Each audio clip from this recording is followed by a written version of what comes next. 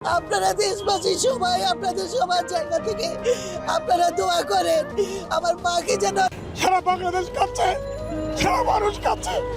আমাদের বাংলাদেশ এবং দেশ বিদেশে সবাই আমি বলি দোয়া করেন আমাদের নেত্রীর জন্য। বাংলাদেশের জাতীয়তাবাদী দলের চেয়ারম্যান বেগম খালেদা জিয়া বর্তমানে গুরুতর অবস্থায় হসপিটাল রয়েছে। তার শারীরিক অবস্থা খুবই সংকটপূর্ণ।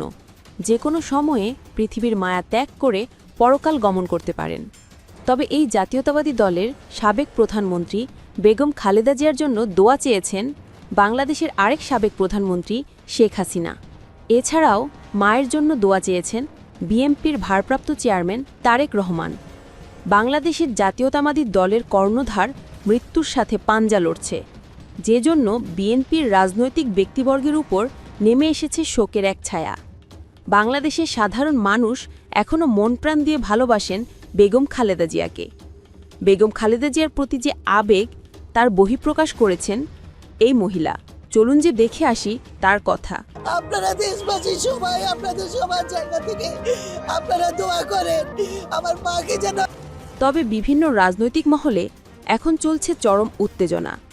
বাংলাদেশ জাতীয়তাবাদী দলের বটগাছ যদি হারিয়ে যায়, তাহলে সেই বেগমের ছেলে তারেক রহমান কি পারবে পুরোপুরিভাবে বিএনপির হাল ধরতে?